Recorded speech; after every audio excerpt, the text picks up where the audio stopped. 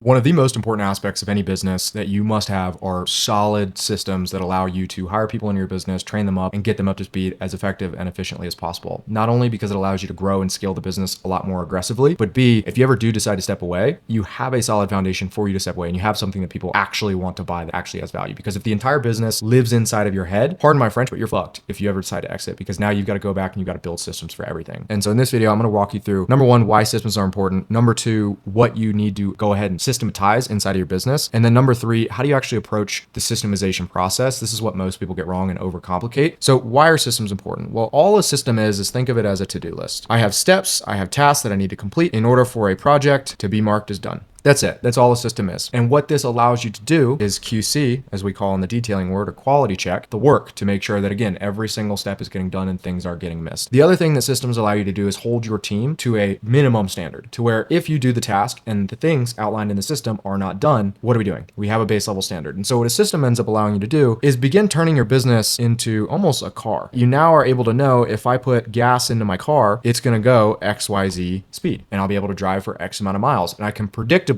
know how my car is going to perform based on when I get my oil changed, how much gas I put in the car, what kind of gas I put in the car, my tires. And I can, again, predictably maintain, build, grow, and improve the business. That's what a system is. And that's why they're so beneficial, because by having these in place, you can tactically improve different components of the business. You also know what the sticking points are in your business. So not only do I view a system as like a to-do list or a checklist or a step of things to follow, but I also look at a system as the data behind the business. If I'm going to make changes to things in a science experiment, there needs to be a system of collecting data for me to then make decisions to change. And so I'll get into what this looks like when you're actually improving systems a little further in the video, but think of it as two things: a to-do list, a checklist, a procedure to follow that is consistent and repeatable. And number two, collecting data inside of the organization to then make decisions from. The way that this typically translates in practice is in a couple of different areas. Number one, we have front end. And this is, in my opinion, the last thing you need to systematize, because as the owner, as the founder, you need to be as close to making the money as possible. What do I mean when I say front end though? Front end essentially is advertising, sales, marketing, anything on the front end that helps make you more money. Cold calling, outbound, you name it. That's what I personally consider the front end of the business. The second thing you need to focus on is the back end of the business. These are things like tech, like email,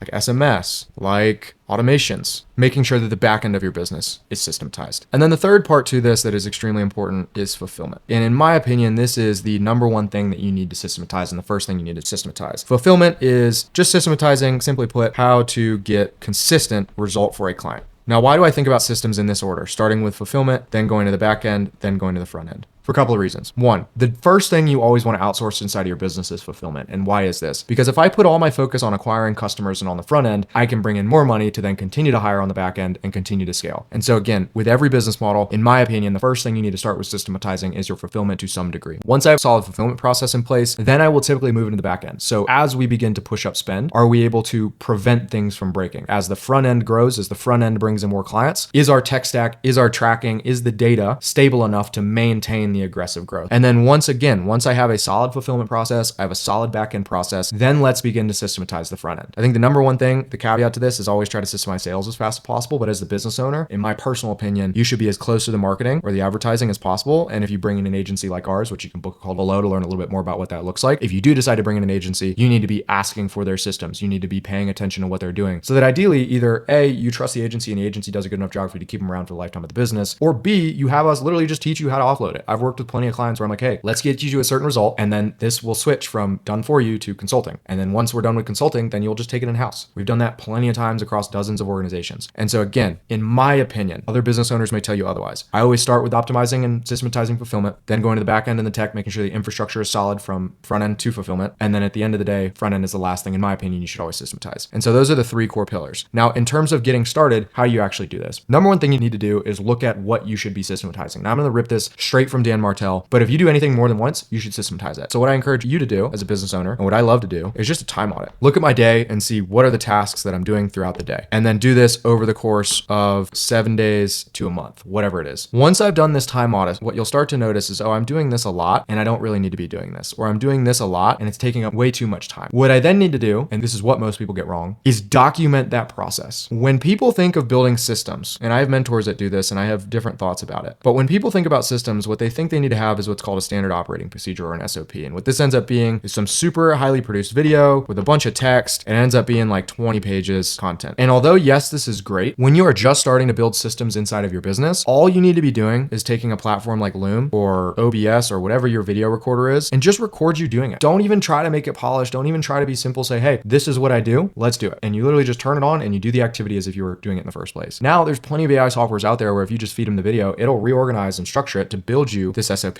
But instead of spending all your time overcomplicating the systems building process, just record what you're doing. And that is literally all you are going to do in order to build the systems that you need inside your business, is look at what am I doing on a repeated basis that is low dollar per hour, not worth my time, that if I systematized could easily hand off to a VA or a lower level employee. And all you're doing as you continue to scale your business is you're just repeating this process. You're spending your time marketing, advertising, and selling. And then you're spending your time, after you begin to automate it, film it, you're spending your time building the systems to then hire into those parts of the organization. And so as a whole, what this ends up looking like is you now have systems for ads, for sales, for onboarding, for fulfillment. Every single aspect in your business, you've now turned into an SOP that somebody can follow, so that eventually you can just walk away and that business still runs without you. If you don't have systems in place, you don't have a business. If you have systems in place and you choose to do things, you can easily have a business. But if you have systems in place and you have people executing on those systems and you are not required for anything but strategic thinking, now you are a true business owner. If all you did was take these simple concepts, because I can spend hours and hours talking about systems. And if you want to learn more about what systems you should probably have for your marketing and sales team, again, there's going to be a link below. You can book a call. Just speak to myself or a member of the team, regardless of the business you're in. But don't overcomplicate the systems building process. It is very, very simple. And so if we break this down into the 3 key things I wanted to talk about today, systems are important because they allow you to step away from your business. Very easy. When deciding what to systematize, run the time audit, figure out what tasks need to get done and what tasks need to get systematized. And then I gave you a very basic framework in terms of at least how I think through when to systematize what. And then lastly, when it comes to how to systematize,